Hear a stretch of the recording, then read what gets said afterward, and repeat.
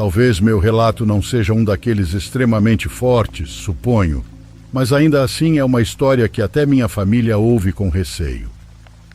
Eles acham que é produto do medo, que naquela noite eu simplesmente perdi o controle.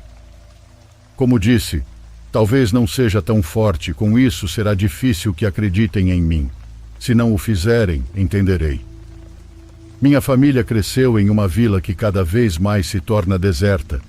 Tínhamos medo de sair às ruas que eram continuamente patrulhadas por criminosos, como acontece em lugares afastados, onde de repente chega um grupo de crime organizado e toma o controle. Por isso nos mudamos para a capital, meus pais, meus irmãos e eu. Lá na capital, já nos esperavam todos os meus tios, que assim que meus avós morreram, deixaram minha cidade. Nós éramos os únicos da família que permanecia lá. Fizemos isso até quando pudemos. Pouco depois, algo aconteceu e os criminosos foram embora, mas o dano já estava feito.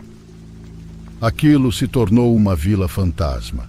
Restaram apenas um punhado de habitantes, pessoas muito velhas ou muito cansadas para começar de novo em outro lugar. Depois, soubemos que os que ficaram foram se apropriando de nossas terras, que nossa casa estava em ruínas, destruída por pessoas que entraram apenas para acabar com tudo. Eu queria verificar isso, mas nunca houve a menor razão para voltar lá. Até o ano retrasado, mais ou menos por estas datas. Trabalho com um arquiteto que foi encarregado de construir vários depósitos em um vilarejo a 1 hora daquele lugar em que cresci. Já tínhamos ido ver os terrenos, mas houve um problema, uma correção nos limites, e eu tive que ir confirmar se todos os novos dados que tínhamos estavam agora corretos. Ramon, o arquiteto, só confia em mim quando as coisas se tornam complicadas. Então eu tive que ir, mesmo que fosse sozinho. Acabou ficando tarde. Eram 4 da tarde quando ainda estava medindo por lá e percebi que era hora de voltar. Recolhi minhas coisas, carreguei toda a caminhonete e me apressei para retornar. Liguei o rádio. Ouvia uma espécie de estação religiosa. Era a única que eu conseguia mais ou menos sintonizar. Caso contrário, estaria em completo silêncio, pois meu telefone também não tinha sinal. Assim comecei a dirigir de volta para casa. Quando peguei a estrada, percebi o quão perto estava da minha antiga vila. Se o que me disseram era correto, não seria um problema ir e ver o que havia acontecido com o lugar onde cresci. Era a única vez que estaria por lá com tempo para dar uma olhada no que quer que fosse agora.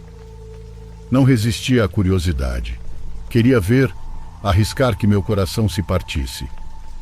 Infelizmente não estava preparado para o que encontrei.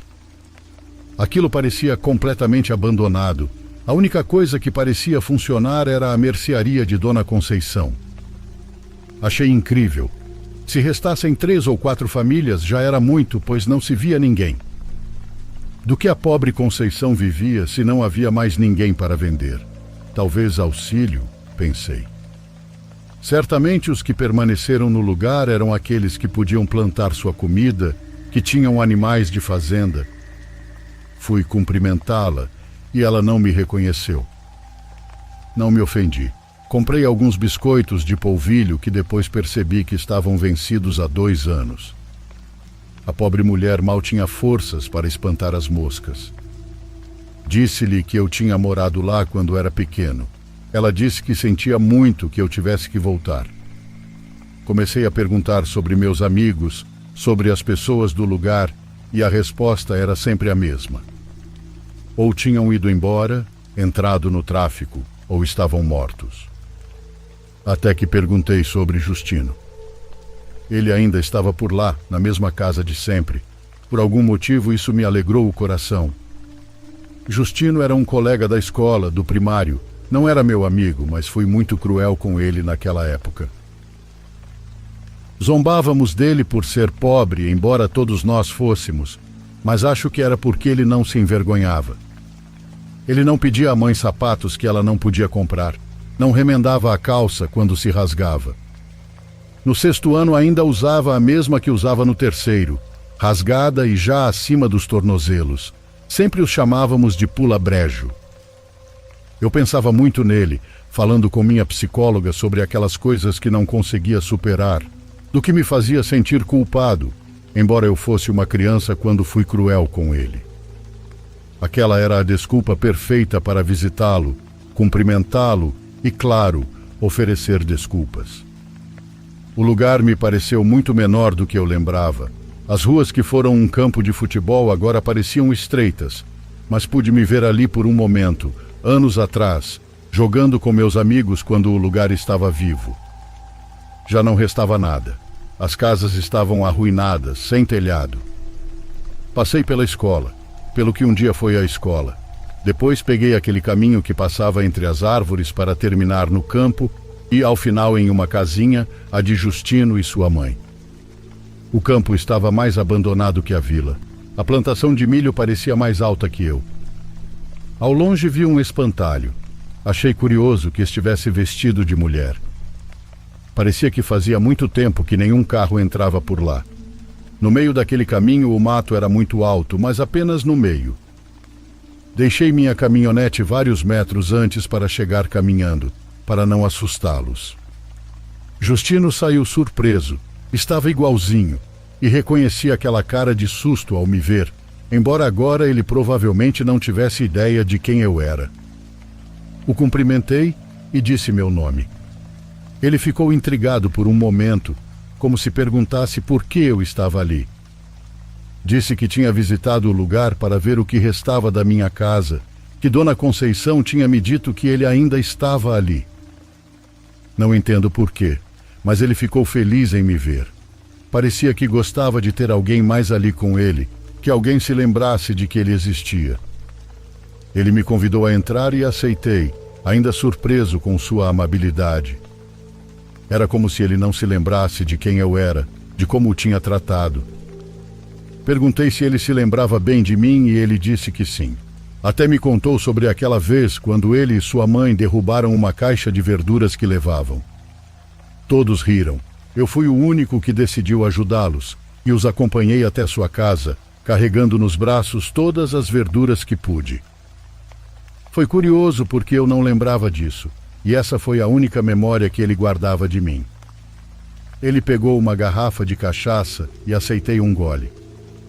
Disse que só um porque eu dirigiria de volta à cidade, mas aceitei o segundo quando uma chuva começou. Disse que esperaria, que não sairia na tempestade, e ele serviu a segunda dose. Sentamo-nos em sua entrada para ver a chuva cair. O vento estava forte naquele finalzinho de tarde. Sabia que ia chover e até tinha visto o tempo se formando, mas não liguei. Estava prestes a dizer algo, mas Justino ignorou, então fiz o mesmo. Pelo menos tentei fazer. Sem perceber, já eram 7 da noite. Continuamos bebendo e perguntei a Justino se ele não lembrava do quanto fui mal com ele, como zombava junto aos outros. Ele disse que sim, mas que há muito tempo tinha decidido deixar isso para trás, nos perdoar. Ele deixou de ter raiva de nós quando encontrou Chicão, o pior de todos, um suposto amigo que na verdade nos causava dor de cabeça. Eu não sabia o que tinha acontecido com ele, então perguntei onde ele o encontrou. Naquele momento pensei que ele estava prestes a me contar uma história normal, que o mais mente fraca dos seus amigos você acaba encontrando nas ruas um dia, às vezes pedindo dinheiro nas calçadas, perdido nas drogas. Uma história que eu certamente já tinha ouvido. Mas não, Justino estava prestes a me contar algo muito diferente. Algo que aconteceu pouco depois de eu ter deixado o lugar, quando tínhamos 15 anos. Chicão estava se juntando há meses com aquelas pessoas más, aquelas que andavam fortemente armadas. Eu não vivia as ameaças que Justino me contou, aquelas que ele fazia até mesmo a seus amigos, a seus pais, por estar andando com aquele tipo de gente. Um dia ele subiu na caminhonete desses caras e simplesmente foi com eles. Disseram que ele era muito corajoso, que isso o levaria longe. Ele foi com eles e não voltou mais. Depois disso, seus pais e as pessoas que restavam começaram a procurá-lo. Chicão era um menino problemático. mas ainda assim um menino, apesar de tudo. E quem o encontrou foi Justino, semanas depois de terem parado de procurá-lo. Ele tinha ido quase na saída da cidade, onde ainda tinha família, onde sempre havia algo de comer para eles, quando ele e sua mãe já não tinham nem farinha com água para comer. De volta com sua sacola, decidiu cortar caminho pela mata. Pode dar medo, mas não a pessoas como ele, acostumadas a percorrê-la à noite. Além disso, ele estava com seu cachorro, mas de repente este começou a chorar, a latir para algo à frente. Justino levava uma lanterna que achou no lixo. Ele apontou para cima, para as árvores, para onde seu cachorro continuava latindo. Lá estava pendurado o que restava de Chicão, pendurado por uma perna, disse Justino. Parecia que estava ali há semanas. Sem entrar em detalhes, ele me disse que Chicão foi torturado da forma mais cruel que você possa imaginar. Quem fez o que fez com ele nem humano era mais. Doeu muito vê-lo assim. Justino disse que naquele momento percebeu o quão frágeis todos nós somos e que no fundo éramos todos crianças assustadas, mesmo quando fomos tão maus com ele. Por mim, tudo está perdoado, só falta você se perdoar, ele me disse enquanto tomava mais uma dose. Dessa vez ouvi algo que claramente era um choro, parecia vir do milharal. Perguntei se estava tudo bem e ele disse que sim, mas que era melhor entrarmos porque já estava esfriando. Ele tentou abrir outra garrafa, mas eu disse que não, que estava bem assim, que preferia um café para poder sair dali assim que a chuva acalmasse. Ele preparou o café não sem antes zombar de mim. Disse que eu tinha esquecido como chovia naquela região, como se eu quisesse apagá-la do mapa. Não vai acalmar até a madrugada. Você pode se acomodar, ele me disse. Enquanto eu tomava o café, ele adormeceu falando sozinho. Pensei que não seria má ideia dormir meia hora também. Já não me sentia tonto, mas queria estar pronto para dirigir. Coloquei algumas panelas nas goteiras da cozinha e sentei-me em um pequeno sofá quebrado e fedido que ele tinha ao lado da janela. Um raio próximo sacudiu as paredes de repente e me acordou. Senti como se tivesse caído a poucos metros da casa. Olhei pela janela para confirmar que ainda chovia forte como há horas. No telefone ainda não havia sinal. Em casa já estariam preocupados comigo, então pensei em sair dali apesar do mau tempo. Um relâmpago iluminou tudo lá fora. Ao longe, pelo caminho por onde eu tinha vindo, entre o milharal, pude ver alguém se aproximando. Era uma silhueta pequena e encurvada. Talvez eu só tivesse imaginado, pensei, mas um novo relâmpago a revelou novamente, se aproximando. Justino, Justo, acorda. Alguém está vindo, eu disse, mas ele ainda estava dormindo profundamente. Voltei para a janela. Aquela pessoa já estava a uns 40 ou 50 metros, o que me permitia vê-la só um pouco ainda na escuridão. Achei que vi um avental xadrez como o que tinha visto no espantalho. Não podia ser possível. Ajude-me. Abra que está chovendo muito. Pensei reconhecer a voz por um momento. Meu Deus, era apenas a mãe do Justino. Quem sabe de onde ela vinha àquelas horas? E eu fui um tolo que nem sequer perguntei por ela. Certamente vinha de outra cidade, de sua família. Me apoiei na porta. Estava prestes a abrir. Mas o choro que havia rondado por tanto tempo ressoou novamente na minha cabeça. Estava lá fora, algo estava lá. A casinha não tinha luz, então às escuras, procurando Justino, finalmente o encontrei. Disse-lhe que sua mãe havia chegado, que deveríamos sair para ajudá-la. Essa não é minha mãe. Minha mãe morreu há anos, não abra a porta. Ela sempre vem, mas logo vai embora. Levei alguns segundos em silêncio para assimilar o que ele acabava de dizer. Aquilo não fazia sentido nenhum em minha mente. Perguntei a Justino se eu poderia dar uma olhada, se eu poderia vê-la. Ele respondeu que não recomendava. Mesmo assim, me aproximei da janela. Pela fresta da cortina consegui vê-la, embora estivesse muito escuro. Ela parecia olhar para dentro, parecia estar esperando que eu olhasse. Mas não podia ser. Era a mãe dele, tal como eu me lembrava. O que é isso? Por favor, explique o que é. Perguntei desesperado a Justino, que me deixou falando sozinho. Ele disse que eu tentasse dormir um pouco, que não saísse, que não abrisse a porta e estaríamos bem. Ela chora um pouco, me disse, e depois vai embora.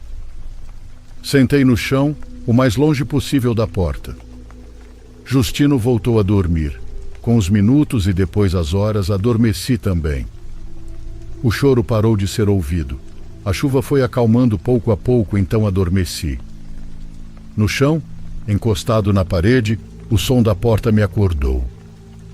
Talvez eu não tenha escutado bem, mas então ouvi novamente. A porta se abriu. Justino acordou assustado. Eu não conseguia me levantar. O medo me congelou completamente, no entanto nada entrou. Lá fora havia apenas silêncio. Nós dois nos levantamos para verificar. Tudo parecia estar bem. Olhei para o relógio. Passavam das 4 da manhã. Disse a ele que era hora de ir embora. O céu estava completamente limpo. Justino não me respondeu nada. Agradeci por tudo. Pedi desculpas novamente e caminhei até minha caminhonete. Pude notar enquanto andava que aquele espantalho estava de novo no meio do campo. Definitivamente estava vestido como aquilo que se aproximou durante a noite. Naquele momento, o que mais queria era me afastar dali, daquela casa, daquele campo, de Justino, do que parecia ser a mãe dele. Saí para a estrada e finalmente parei na cidade vizinha. Precisava de um café, mas a loja ao lado do posto de gasolina só abriria em 1 hora, então me recostei para esperar. Recostei na caminhonete, fechei os olhos. O sol me acordou 1 hora depois. Entrei na loja e peguei um café. A mulher que atendia me parecia conhecida. Ela também me reconheceu, embora não soubéssemos nossos nomes. O que faz por aqui? Foi ao vilarejo? Já não há nada para ver, né? Definitivamente não, respondi. Mas passei a noite lá. Foi suficiente para não voltar. Onde? Perguntou ela, estranhando. Com o Justino, na casa dele. Dona Conceição me disse que ele ainda estava lá. Fui procurá-lo, mas não vi muito mais que isso. Parece que todos já foram embora. Ela demorou para me responder. Mas lá não resta ninguém, disse ela. Eu não soube o que responder. Certamente ela não sabia que ainda havia algumas famílias lá. Ela jurou que estava certa do que dizia. Então tudo o que precisava fazer era dirigir de volta a alguns quilômetros. Eu sei, eu tinha certeza que Justino ainda estava lá, que Dona Conceição ainda está lá. Comi o polvilho vencido que ela me vendeu. Mas eu não tinha nada a provar. Não havia razão para voltar. Não contei a ninguém que passei a noite lá até vários dias depois. Mas tudo o que recebi da minha família foram explicações sobre o que, segundo eles, eu imaginei que havia acontecido. Ninguém sequer considerou a possibilidade de que algo daquela noite tenha sido real. Fiquei tão irritado com a forma como reagiram que parei de contar a história. Mas vou confessar a vocês que estou reunindo forças e coragem para voltar àquele lugar, para procurar Justino, para percorrer aquelas ruas novamente, talvez para reconstruir minha casa em algum momento, a casa onde cresci. Sobretudo porque há semanas um dos amigos de infância do meu pai deu uma volta por lá. Não sei como ele soube do que vivi, porque pelo menos eu não contei. Ele veio me ver especificamente para me dizer que da casa de Justino não restava nada, que a única coisa que havia lá era um espantalho horrível no meio do que foi seu campo. Eu não acredito nele. Não posso acreditar. Há coisas que preciso ver com meus próprios olhos.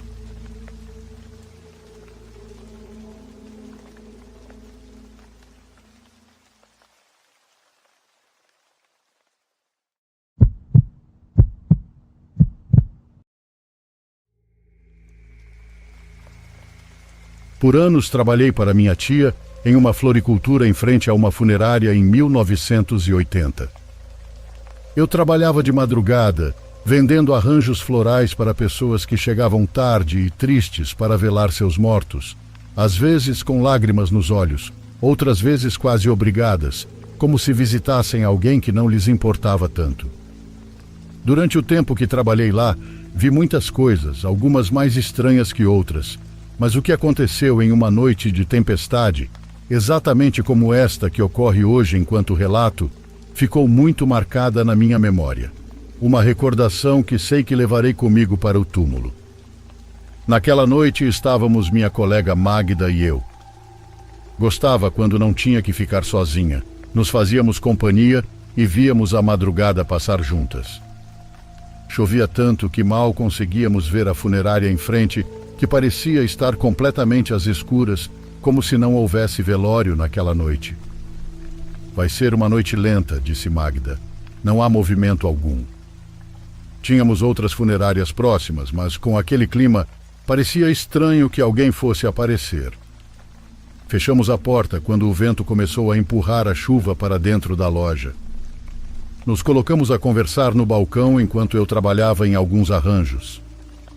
Algo naquela atividade de cortar caules e flores, de fazer os arranjos, me acalmava. Concentrei-me na conversa de Magda enquanto cortava e cortava, sem pensar, de forma automática. Ela me contava o quanto noites como aquela a aterrorizavam, lembrando-se de quando era criança e tinha que ficar sozinha com seus irmãos mais novos. Ela tinha 12 anos, mas era a mais velha e tinha que cuidar deles enquanto seu pai trabalhava. Contava-me que sempre a alertavam que, escondidas entre a chuva e a noite, havia coisas más que aproveitavam para se aproximar de onde normalmente não podiam. Alguém bateu na porta e nos tirou das histórias de repente. Era uma senhora de preto, com um véu que mal deixava ver seu rosto. Não era incomum que algumas pessoas ainda se vestissem assim, com costumes de outros lugares. Abri a porta para ela e coloquei um tapete para que se secasse ao entrar. Quando abri, junto com a senhora entrou um frio que nos congelou até os ossos. A senhora entrou encharcada. Ficou parada sem dizer nada e perguntamos como podíamos ajudá-la. Sem dizer uma palavra, ela foi até um dos cantos da loja, onde estavam as coroas de flores mais bonitas. Magda e eu ficamos perto do balcão.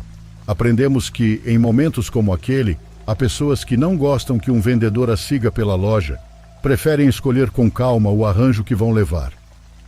Outras, no entanto, precisam que praticamente coloquemos algo em suas mãos, qualquer coisa. Aquela senhora, pelo que percebi de relance, parecia ser do tipo que não queria falar. A chuva aumentava, mas vimos uma carroça passando devagar que parou em frente à funerária. Parecia que haveria movimento, afinal. Magda caminhou até a entrada para ver melhor. Um relâmpago que caiu muito perto de nós iluminou por um momento as pessoas dentro. As duas usavam chapéu, apesar da chuva. Notamos que a carroça era muito velha. Eu nunca tinha visto uma assim. Perdão, senhora. A senhora tem algum serviço na funerária em frente? Perguntei enquanto continuava com os olhos fixos na carroça. Queria perguntar se havia algo especial acontecendo naquela noite, investigar sutilmente, mas ela não respondeu. Magda e eu viramos quase ao mesmo tempo para a senhora, mas ela já não estava mais lá. Quando vimos que a loja estava vazia, ouvimos movimento na parte de trás, no quartinho que usávamos como depósito. Apesar de termos que ir e verificar por que aquela senhora tinha ido para lá, nem Magda nem eu nos atrevíamos a dar um passo. O depósito estava completamente escuro, não sabíamos se ela estava nos esperando, se era perigosa. Magda criou coragem de repente e, sem pensar, gritou em voz alta que não podia estar ali, que estava procurando encrenca. Ela entrou rapidamente, acendendo a luz, e eu esperava do lado de fora, sem poder me mover, sem ver o que estava acontecendo lá dentro. Vitória, venha! Ouvi a voz dela me chamando. Entrei com ela, mas não havia ninguém lá. Aquele quartinho não tinha porta, não havia como a senhora ter saído. Naquele momento percebemos que a senhora entrou muito molhada, mas não havia uma única gota de água no chão. Saímos dali, olhamos para o outro lado da rua, na chuva cada vez mais intensa, e a carroça já não estava mais lá, mas havia 3 figuras paradas na calçada em frente, aparentemente nos olhando. Eram 2 homens altos de chapéu, e no meio deles, uma mulher de véu preto.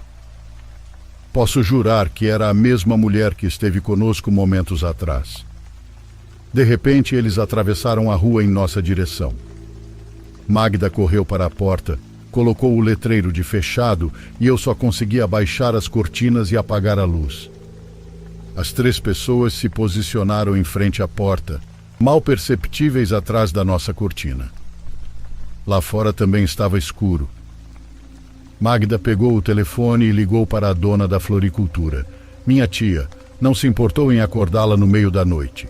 Era uma emergência, e ela nos disse para ligarmos a qualquer hora se algo acontecesse. Mas parecia que ela não entendia o que estava acontecendo.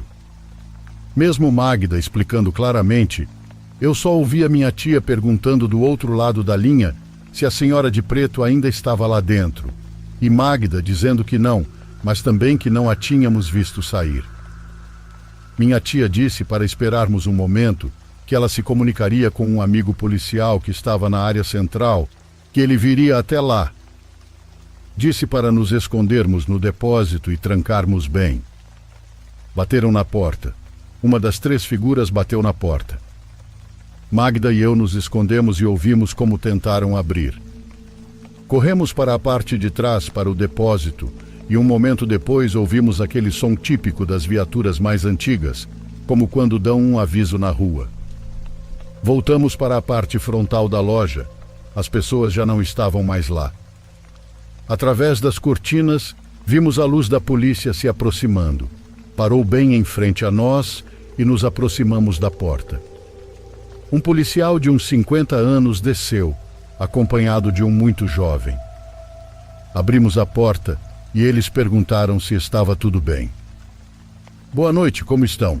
Me pediram para dar uma olhada, mas a verdade é que não entendi bem o que disseram que aconteceu. Tentamos fazer um pequeno resumo do que nos havia ocorrido, até com um pouco de vergonha, pois parecia uma simples história de criança. Os 2 policiais se entreolharam, e então o mais velho falou baixo conosco. Olhem, se puderem, vão descansar. Não haverá trabalho hoje, as funerárias próximas não estão funcionando, e a noite está muito estranha. Viemos responder a uma chamada da senhora da limpeza, da funerária aqui na rua de trás. Ela disse que ouviu alguém andando em uma sala vazia, onde só havia um falecido que ninguém tinha ido visitar. Conte sobre a mulher de preto, chefe, interrompeu o policial jovem. Sim, alguns colegas receberam um relato de uma mulher que pulou de uma ponte aqui perto, vestida toda de preto. Várias pessoas que se abrigavam da chuva a viram, mas não houve rastros dela embaixo da ponte. Nada que indicasse que algo assim realmente aconteceu, que alguém tinha pulado. A noite está muito estranha. Assim que os policiais foram embora, Magda ligou para seu pai, que chegou cerca de 30 minutos depois para nos buscar. Ele me deu uma carona até um ponto de táxis que iam para minha casa, mas como não havia nenhum, ele me levou até lá. Foi muito estranho, a cidade parecia vazia. É raro ver tão poucas pessoas por aqui. As poucas pessoas que estavam na rua pareciam estranhas, pareciam quase sombras à distância em lugares escuros. Foi como se estivéssemos andando em uma cidade de fantasmas. Com o tempo tentamos encontrar explicações, mas nunca as encontramos. Magda e eu sempre guardamos isso como uma recordação de uma noite estranha, onde algo muito estranho aconteceu. Às vezes quero me convencer de que foi apenas histeria coletiva, todo mundo pensando que algo terrível estava para acontecer. Sentir-se assim pode fazer você imaginar coisas, não é? Agora sou daquelas pessoas que, apesar de terem visto algo, prefere dizer que não acredita. Eu me convenço de que não vi nada. Até que voltam noites de tempestade como aquela, até que chove assim como hoje, e eu lembro do que vem com as tempestades, e o medo novamente se torna real.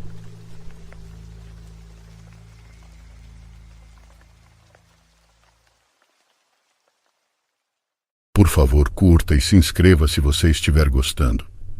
Agora continuamos.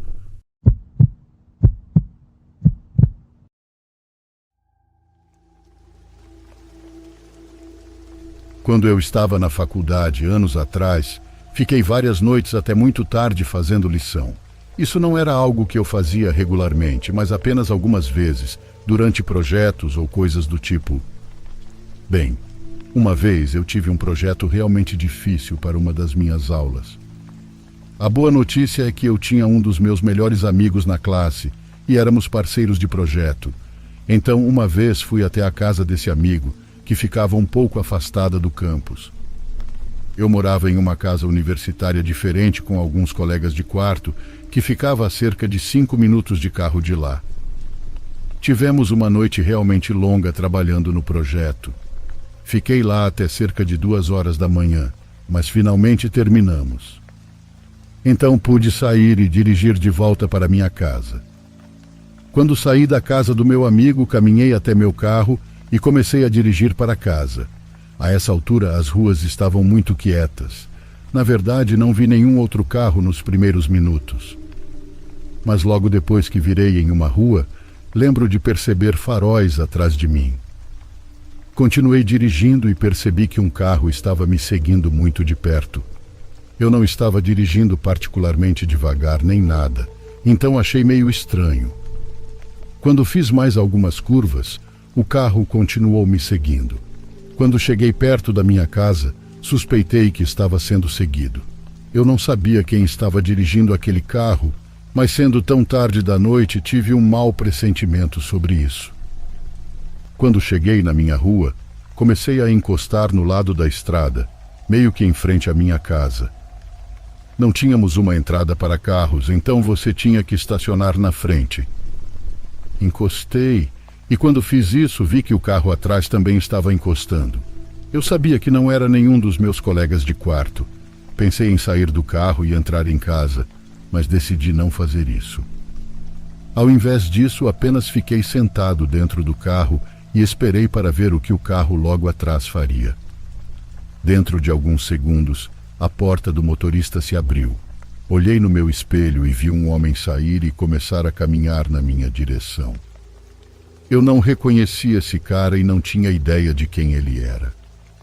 Ele estava caminhando em um ritmo rápido diretamente até mim, no lado do motorista. Tive um mau pressentimento sobre isso, e bem quando o homem estava prestes a alcançar minha porta, pisei no acelerador. Pelo espelho vi o homem começar a correr de volta para o seu veículo. Eu sabia que tinha que ser rápido, então fui até o fim da minha rua, e então virei à direita. Depois virei rapidamente à esquerda em outra rua residencial. Consegui ganhar uma boa distância dele e não conseguia vê-lo atrás de mim, mas também sabia que éramos praticamente os únicos 2 carros dirigindo agora, então continuei acelerando para me afastar. Virei em mais algumas ruas e então havia um posto de gasolina.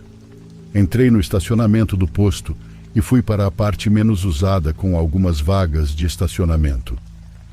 Depois de estacionar, desliguei os faróis e esperei verificando meu celular, mas estava sem bateria há horas.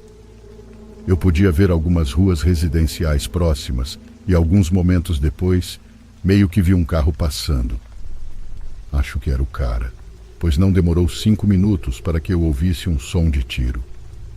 Continuei esperando lá no estacionamento do posto por mais 20 minutos e ninguém apareceu, então suspeitei que ele havia atirado para cima e não em alguém.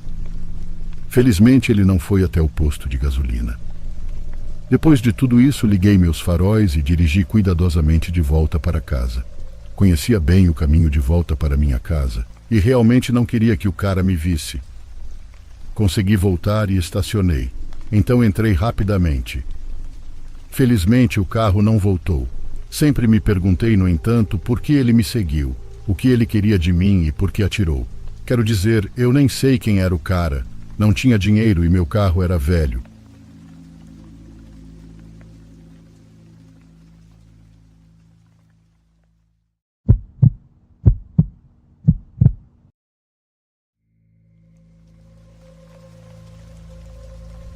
Em setembro, fiz uma viagem até Myrtle Beach com minha família. Éramos eu, minha mãe, minha irmã, o marido dela e seus 2 filhos. Tínhamos usado meu carro e o carro da minha irmã e do meu marido para transportar tudo. Tínhamos alugado uma casa de praia por pouco mais de uma semana e nos divertimos muito. Eu estava no meio de um momento difícil na minha vida e estava lutando entre empregos.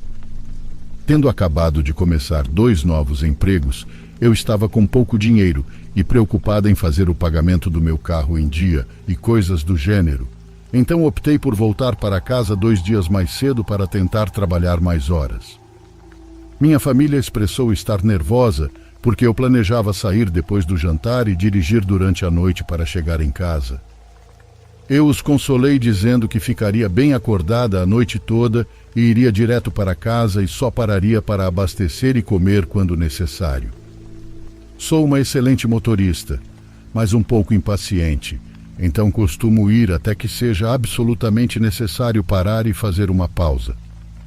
No entanto, esta seria uma viagem de 12 horas e eu sabia que precisaria de pausas. Então fiz questão de parar em todas as paradas para pelo menos sair e me alongar.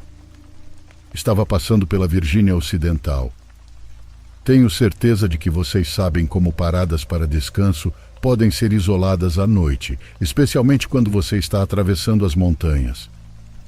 Parei em um centro de visitantes porque eles anunciavam que havia uma lanchonete de fast food e eu tinha muito que ir ao banheiro.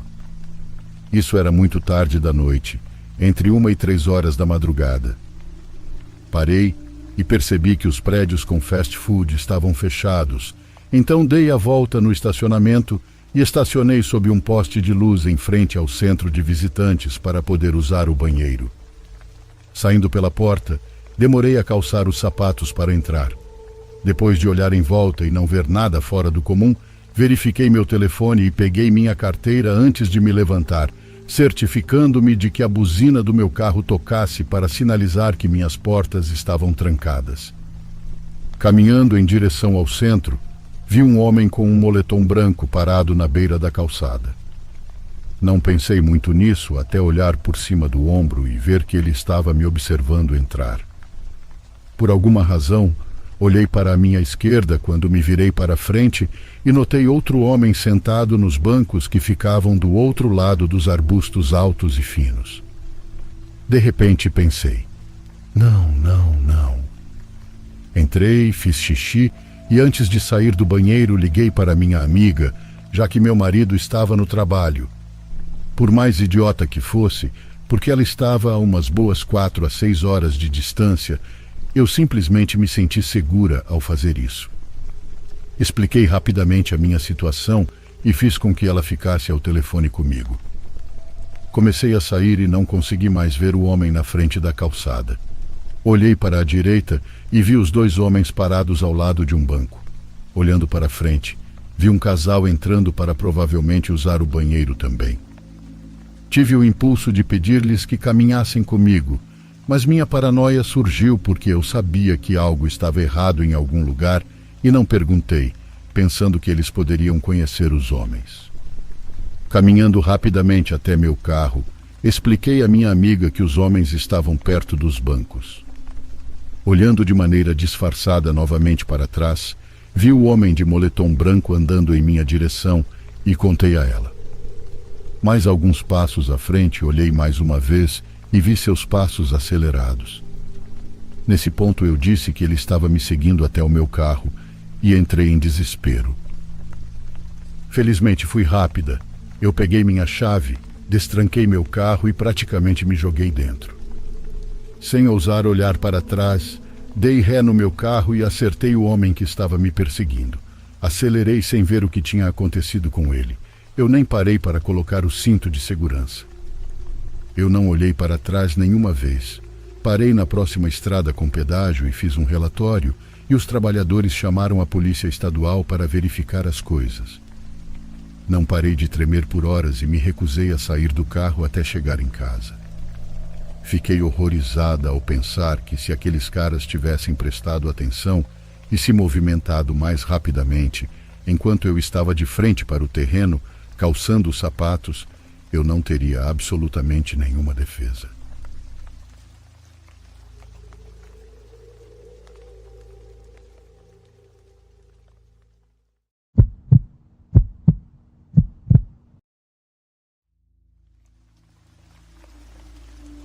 Quando criança, desde que me lembro, a ideia de dormir sozinho me aterrorizava. Toda a minha família sabia disso. Era uma sensação que simplesmente não me abandonava. Felizmente, sempre tive meus irmãos em casa porque, sério, era um medo completamente irracional que me paralisava. Sempre que havia alguma possibilidade, mesmo que distante, de ficar sozinho em casa, eu ia parar na casa de um parente. Quando cresci, quando tive meu primeiro emprego, finalmente fui morar longe da casa dos meus pais, mas ainda assim nunca sozinho. Sempre tive ao meu lado colegas de quarto. Quando meu colega foi embora, voltei para a casa dos meus pais por um tempo e mais tarde tive a sorte de ter uma namorada que sempre entendeu essa estranha fobia que eu tinha. Fui morar com ela e ela sempre me apoiou. O irmão dela morava muito perto do nosso apartamento e quando ela precisava sair, dizia para ele ficar em casa. Não sei sob quais pretextos ou o que ela deve ter inventado, mas ele sempre ficava na sala jogando videogame comigo até muito, muito tarde da noite. Também tenho que esclarecer que na minha casa, quando eu era criança, nunca me explicaram a origem desse medo, mas sempre fizeram o possível para cuidar de mim. Eles nunca agiram como se fosse algo irreal ou absurdo, de forma alguma. Isso sempre me fez acreditar que devia haver algum motivo, mas se eu soube disso em algum momento da infância, já não me lembro. Há algumas semanas recebemos uma ligação que nos acordou alarmados. Como sempre, um telefonema à meia-noite é preocupante. Era a mãe da minha namorada. Seu irmão havia sofrido um acidente e não sabiam como ele estava. Eles nem sabiam para qual hospital o haviam levado. Ela só sabia o pouco que um policial lhe contou via chamada. Minha namorada sabia em que área seu irmão estava, como sempre, e naquele momento saiu de casa para ir procurar o irmão junto de sua mãe. Claro que me ofereci para ir com ela, mas nosso carro é daqueles bem pequenos para 2 pessoas. Então, se eu fosse, só iria atrapalhar. Então eu fiquei. Ela saiu tão rapidamente que eu não percebi, até que o silêncio do apartamento se encheu, e nisso tomei conta que eu estava sozinho, que muito provavelmente passaria aquela noite completamente sozinho naquele lugar. Era tarde demais para ir à casa dos meus pais ou ligar para alguém. Senti que, de alguma forma, talvez a vida me havia levado àquele momento, para enfrentar minha fobia, para superá-la naquela noite. Então eu fiz isso. Fingi que não estava com medo. Fiquei esperando que o irmão da minha namorada estivesse bem, que o encontrassem logo, que tivesse sido um mal-entendido. Tentei adormecer e não pensar, não insistir no medo até conseguir. Meus olhos se fecharam completamente. Meu corpo parecia feito de chumbo preso na cama, sem conseguir me levantar. Depois de não sei quanto tempo a porta foi ouvida. Minha namorada havia chegado, pensei. Queria abrir os olhos, perguntar se estava tudo bem, se haviam encontrado o irmão dela, mas não consegui. Estava muito cansado. Eu não conseguia me levantar ou abrir os olhos. Eu só conseguia ouvir e sentir a cama. Eu estava acordado, estava consciente. Minha mente estava, mas meu corpo não. De repente, a pessoa ao meu lado se aproximou. Senti o tecido como se estivesse usando um suéter muito velho, duro e rígido.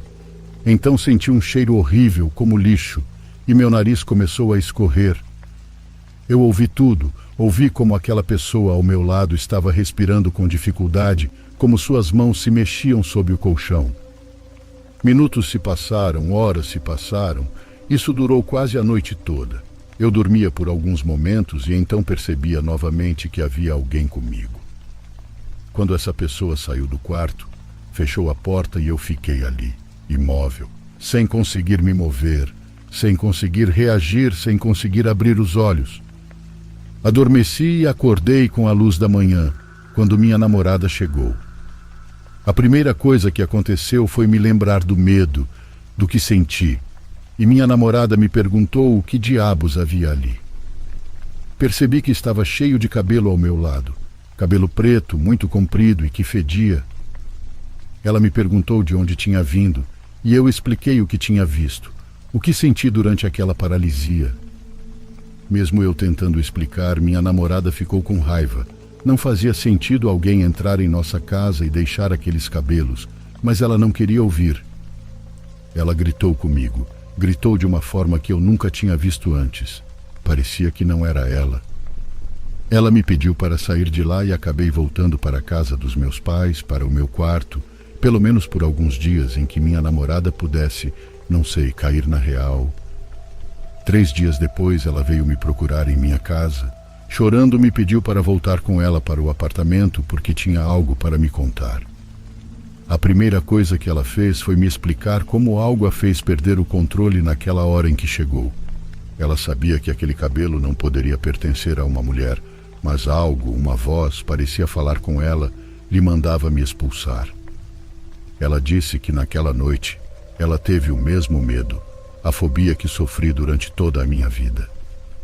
Enquanto se preparava para dormir, sentiu um vazio no peito incontrolável, algo que não conseguia explicar, que não sabia de onde vinha. Ela tomou alguns comprimidos para dormir muito fortes. Sem poder abrir os olhos, ouviu a porta. Não fui eu. Um fedor entrou no quarto e então algo se deitou ao lado dela. Ela tentou abrir os olhos, mas não conseguia, até que finalmente aquela coisa se levantou. Ela conta que conseguiu abri-los um pouco, que sua visão estava embaçada, mas ainda assim conseguiu ver alguém saindo do nosso quarto.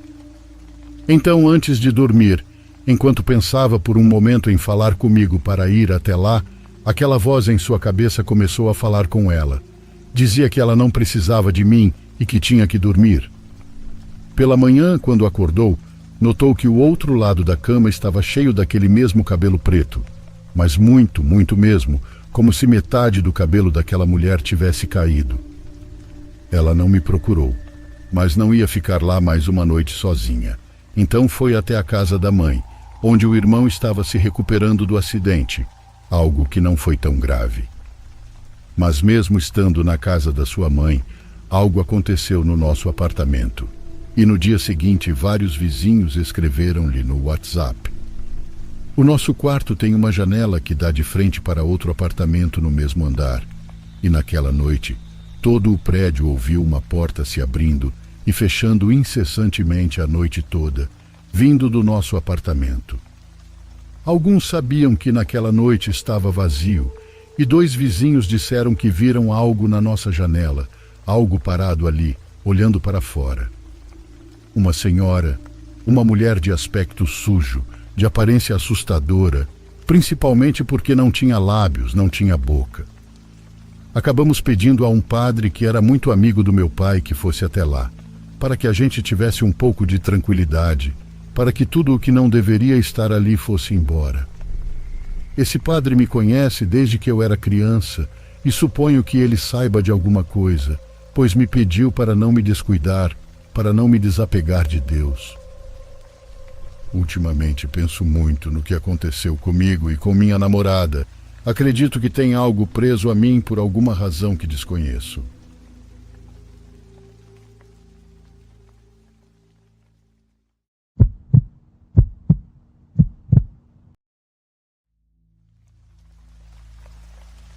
Olá a todos do canal. Quero que você saiba que gosto muito do seu conteúdo. Acho muitas das histórias compartilhadas aqui realmente impressionantes.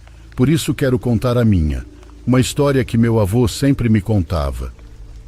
Infelizmente, ele faleceu há 1 ano, mas quero que a história fique sempre na minha memória. É por isso que quero compartilhar. Peço desculpas se algo ficar confuso. Não sou um bom escritor, mas farei um esforço para contar para vocês como ele tantas vezes me contou, da perspectiva dele na primeira pessoa. Gostaria que todos os que estão ouvindo imaginassem por um momento que vocês são netos do meu avô. Deixe a imaginação fluir como se ele estivesse contando para vocês. Bom, então vamos lá. Lembro-me de quando era criança, de quando tinha cerca de 8 anos, de quando isso aconteceu comigo e com meu irmão mais novo, que era 2 anos mais novo que eu. Meu irmão e eu tínhamos minha pequena mãe e meu pai, meu velho, mas éramos muito pobres, às vezes nem tínhamos o que comer. Lembro-me que meu querido pai trabalhava duro todos os dias no campo para poder trazer algo para comermos, qualquer que seja, embora muitas vezes meu pai e minha mãe não comessem. Foram tempos terríveis, realmente terríveis, mas devo confessar que quando criança, a gente acaba não vendo as coisas da forma que vemos quando crescemos. Apesar de todas as dificuldades que tínhamos, eu era muito feliz ao lado do meu irmão. Como toda criança, nós não víamos além do que realmente estava acontecendo. Só queríamos brincar. Mas então, do dia para a noite, tudo piorou quando meu pai caiu de cama. Infelizmente, um escorpião o picou enquanto estava no campo, e após complicações, meu pai morreu. Lembro que minha mãe chorava todas as noites. Isso me deixou muito triste, filho. Mas o que eu poderia fazer tendo apenas 8 anos? Meu pai mal havia me ensinado a pegar em uma enxada. A situação piorou, e dias ainda piores chegaram até nós.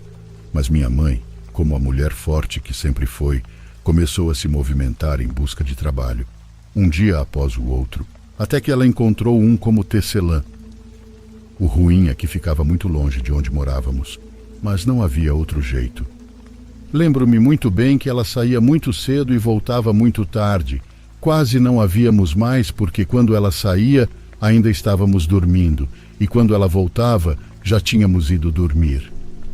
Foi em meio a esse perrengue que ela me disse que eu tinha que cuidar do meu irmão mais novo, que agora eu era o homem da casa, e ficamos assim por alguns meses até aquele maldito dia chegar. Meu irmão não conseguia dormir nessa noite. Lembro-me de vê-lo conversando, e ele me disse que havia falado com nosso pai. Eu sabia que era impossível e acreditava que era porque ainda não conseguia assimilar a sua morte, e decidi ignorar isso. Já estava adormecendo de novo quando ouvi a porta da minha casinha bater, como se tivessem fechado com muita força, quase com a intenção de derrubar. Levantei-me. Meu irmão não estava mais comigo. Corri o mais rápido que pude e, com medo, saí para procurá-lo. Consegui ver que ele se dirigia para a floresta por um caminho próximo à minha casa. Corri e entrei na mata para procurá-lo, mas não consegui encontrar. E lá estava eu, procurando e procurando até que também ouvi a voz do meu velho, mas parecia muito grossa. Comecei a seguir aquela voz, e agora eu estava procurando meu pai. E finalmente vi quem estava fazendo aquela voz. Vi uma mulher, o formato de uma mulher negra com cabelos grandes, mas não consegui distinguir seu rosto. Meu irmão estava perto dela, ao seu lado, e eu estava hipnotizado. Gritei com ele e ele se virou para olhar para mim. Lembro-me de tudo muito bem. Você não sabe o tamanho da dor. Posso me lembrar de tudo claramente. Foi minha culpa. A mulher agarrou meu irmão pelo pescoço e o arrastou para a escuridão. Meu irmão gritou comigo para ajudá-lo, mas eu me escondi. Estava tão assustado. Muito, eu tinha apenas 8 anos. Eu não sabia o que fazer. Dói-me pensar que meu irmão pensou que eu o havia abandonado porque não o ajudei. Se eu fosse um bom irmão, deveria ter cuidado dele, e assim não teria vivido a vida toda com essa culpa. Com a culpa do meu descuido. Sempre o terei em meu coração, meu querido irmãozinho. Espero que um dia ele me perdoe. Naquela noite, quando voltei para casa, minha mãe já estava lá, preocupada, como era lógico. Ela chegou e não nos encontrou em casa. Ela me viu chorar quando a vi. Lá eu tive que confessar o que havia acontecido. Lembro-me de como as lágrimas dela não paravam de sair. Como a pobre coitada foi destruída. Depois de alguns dias, saímos de nossa casa e fomos para a casa de um parente. Apesar da dor que sentíamos, continuamos nossas vidas. E pouco depois ela me confessou que certamente nunca mais encontraríamos meu irmão. Não com vida. Essa é a história do meu avô. Ele morava numa humilde casinha onde se dedicava a cuidar dos seus leitões. Cada vez que íamos visitá-lo, ele me contava histórias, mas nenhuma tão dolorosa quanto esta, e hoje compartilho com vocês em homenagem a ele.